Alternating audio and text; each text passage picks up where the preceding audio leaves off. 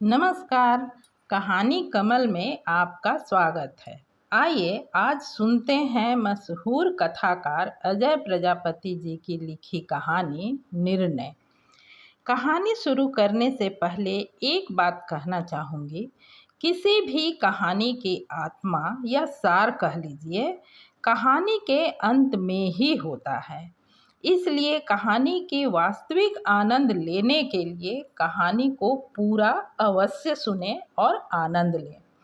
पसंद आए तो लाइक करें, कमेंट करें। चैनल पर नए हैं तो ज़रूर सब्सक्राइब करें।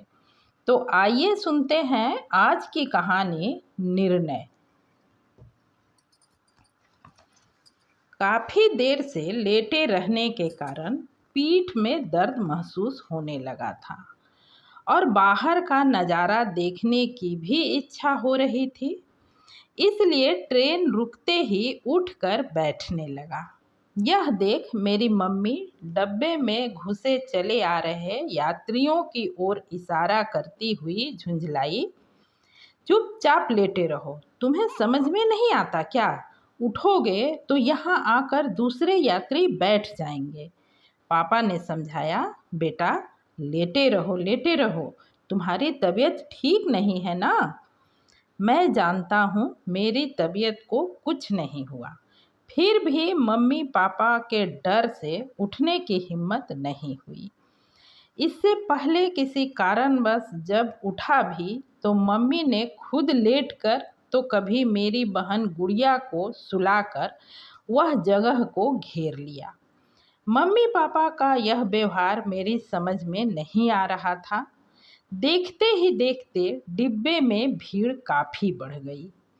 एक अधेड़ उम्र के अंकल ने पापा की सीट के नीचे अपने बक्से को घुसाना चाहा। यह देख पापा बरस पड़े। आपको दिखता नहीं क्या? यहाँ मुझे पाँव रखने में दिक्कत होगी। भाई साहब, आपको जरा भी दिक्कत नहीं होगी, छोटी सी तो पेटी है, सामने में तो जगह है, वहाँ रखिए ना। बात न बढ़ाने के ख्याल से अंकल ने पेटी को सामने वाली सीट के नीचे रखकर एक बार फिर बड़े विनम्र स्वर में पापा से कहा, कम से कम मेरी बेटी को बैठने दीजिए।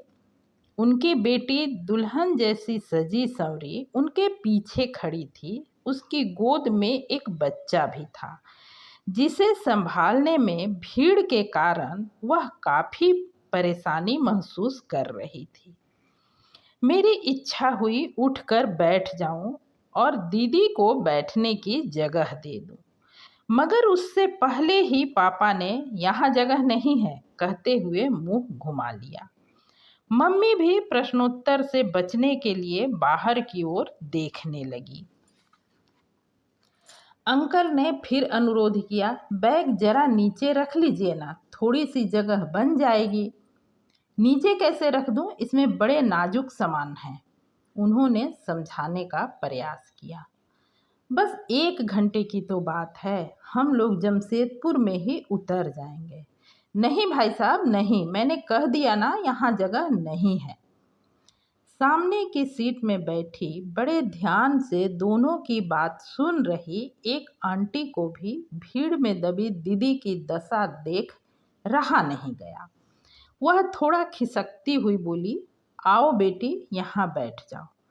आंटी के साथ वाले बच्चे ही नहीं, सारे के सारे यात्री भी थोड़ा थोड़ा खिसक गए और सामने वाली सीट पर दीदी के बैठने लायक जगह बन गई, जबकि वहाँ पहले से ही 4 की जगह 6 यात्री बैठे हुए थे।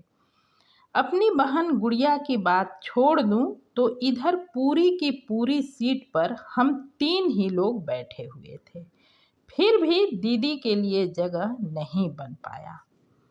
यह सब मुझे बड़ा अटपटा लगा, थोड़ी खीज भी आई, मगर चुप ही रहा। थोड़ी ही देर में सामने वाली आंटी और दीदी के बीच में घुल मिलकर बातें होने लगी। उनकी बगल में बैठे हुए दोनों अंकल एक बार फिर से राजनीति के फैले भ्रष्टाचार की चर्चा में व्यस्त हो गए।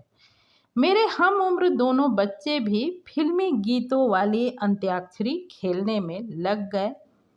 सामने बैठे सभी यात्रियों के चेहरे पर सहयोग की प्रसन्नता फैली हुई थी। इधर मेरे मम्मी पापा अलग थलग से गुड़िया को संभालने में व्यस्त थे। अंत्याक्षरी सुनकर मुझे बड़ा मजा आ रहा था। इच्छा हो रही थी कि मैं भी खेलूं। बीच बीच में जब बच्चे अटक जाते मैं उनका हल ढूंढने लगता, ढूंढ भी लेता, मगर बताने की हिम्मत नहीं जुटा पाता। मुझे बीमार जो बने रहना था। तूफानी गति से भागती हुई ट्रेन एक बार फिर किसी स्टेशन पर रुकी। यात्रियों का एक और रेला डिब्बे में आ घुसा। सभी अपने लिए जगह तलाशने में लग गए। कई यात्रियों ने पापा मम्मी से खाली सीट के बारे में पूछा। सभी को पापा ने टाल दिया, मगर उस अंकल को नहीं टाल पाए जिनके साथ एक वृद्ध महिला भी थी। उस वृद्ध महिला का वास्ता देकर उन्होंने पापा से अनुरोध किया, भाई साहब जरा लेडीज को बैठने दीजिए। नहीं, यहाँ जगह नहीं है। अंकल ने मेरी ओर इशारा किया। बच्चे को उठकर बैठने कहिए, जगह अपने आप बन जाएगी। इसकी तबीयत ठीक नहीं है। मेरी पीठ पर हाथ फेरते हुए पापा ने बहाना बनाया। वृद्धा की ओर इशारा करते हुए उन्होंने विनती में कहा, इनकी भी टांगों में तकलीफ है, इसलिए थोड़ा कष्ट करने का अनुरोध कर रहा हूँ। मगर पापा माने नहीं। यह देख अंकल थोड़े क्रोधित हो उठे और उलझ गए। मेरे मन में इच्छा हुई कि कहूँ, पापा बेवजह झगड़ने से क्या फायदा, मगर मेरे कुछ कहने से पहले ही वृद्धा अपने बेटे को समझाने लगी, मैं ऐसे ही ठीक हूँ बेटा, झगड़ा मत करो। इस तरह बात बिगड़ते बिगड़ते रह गई। मैं वृद्धा को बड़े गौर से देखने लगा। मुझे ऐसा लगा मानो सामने दादी खड़ी हो। वही सौम्यता, शालीनता एवं सभी के लिए अपनापन। वे कितनी कुशलता से झगड़ों को समेट लेती हैं। मैं भी कितना दौड़ दौड़ कर दादी की हर आवश्यकता को पूरा करता हूँ। मुझे मेरी दादी बहुत प्यारी है, बहुत ही प्यारी। यह सब सोचता हुआ अपराध बोध से ग्रसित होने लगा। मुझे अपने टीचर की कही बात याद आई, बच्चों को बड़े बूढ़ों की मदद करनी चाहिए। और मैं यह क्या कर रहा हूँ? मम्मी पापा के दबाव से डरा हुआ मन बार बार किसी निर्णय पर पहुँचने को प्रेरित होने लगा।